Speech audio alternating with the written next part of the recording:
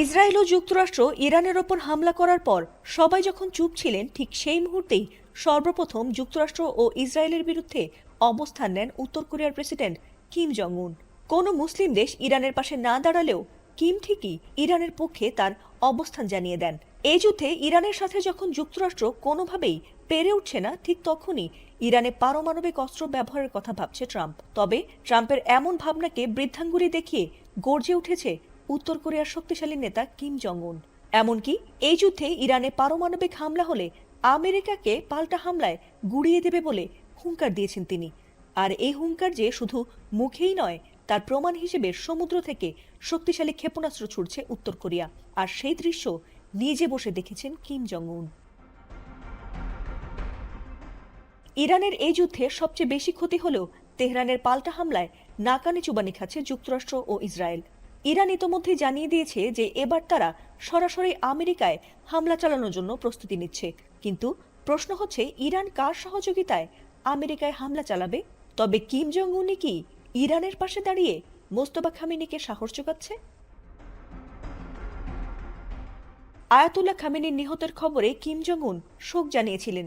এছাড়াও ইরানের নতুন সর্বোচ্চ নেতা মোস্তফা খামেনিকে ট্রাম্প মেনে না নিলেও তিনি ট্রাম্পকে কোনো তোয়াক্কা না করেই মোস্তফা খামেনিকে সমর্থন জানিয়েছিলেন।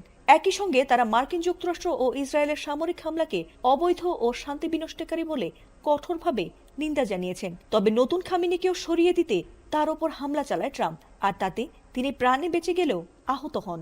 আর সেটি মোটেই মেনে নিতে পারেনি উত্তর কোরিয়া। আর তাই আমেরিকাকে নিজেদের বিধ্বংসী রূপ দেখাতে এবার শক্তিশালী মিসাইল ছুড়েছেন কিম। এবারের মিসাইল ছুড়ে ট্রাম্পকে যেন তিনি কঠোরভাবে সতর্ক করে দিলেন। আমেরিকার শত্রু দেশ ইরানের সঙ্গে অনেক আগে থেকেই বেশ ভালো বন্ধুত্ব রয়েছে কিম জং উনের। আর তাই যুক্তরাষ্ট্র ও ইসরায়েলকে কোনো পাত্তা না দিয়ে মধ্যপ্রাচ্যের চলমান যুদ্ধের মধ্যেই নিজেদের পারমাণবিক সক্ষমতা দেখাতে আবারও ডেস্ট্রয়ার জাহাজ থেকে ক্রুজ মিসাইল ছুড়েছেন কিম জং উন। এ নিয়ে কোরিয়ান সেন্ট্রাল নিউজ এজেন্সি জানিয়েছে, এ যুদ্ধকালীন পরিস্থিতিতে কমান্ড ও নিয়ন্ত্রণ ব্যবস্থার পরীক্ষা করা এবং জাহাজটির নাবিকদের শিগগিরই নৌবাহিনীতে মোতায়েনের জন্য প্রস্তুত করতে মিসাইল ছোড়ার নির্দেশ দেন কিম জং উন। গত সপ্তাহে যুক্তরাষ্ট্র ও ইসরায়েল ইরানে হামলা চালানোর পর বিশ্বজুড়ে পারমাণবিক সক্ষমতা নিয়ে বাড়তি নজরদারির মধ্যেই উত্তর কোরিয়া এই পরীক্ষা চালালো। এমনকি গত 3 বছরের মধ্যে সর্বোচ্চ সময় ধরে চলে এই পরীক্ষা বলে জানিয়েছে উত্তর কোরিয়া। এই ক্ষেপণাস্ত্র উৎক্ষেপণের মাধ্যমে কি তবে যুক্তরাষ্ট্র ও ইসরায়েলকে উচিত শিক্ষা দিতে চলেছেন পারমাণবিক শক্তিধর নেতা কিম জং উন? সেটি সময় বলে দেবে।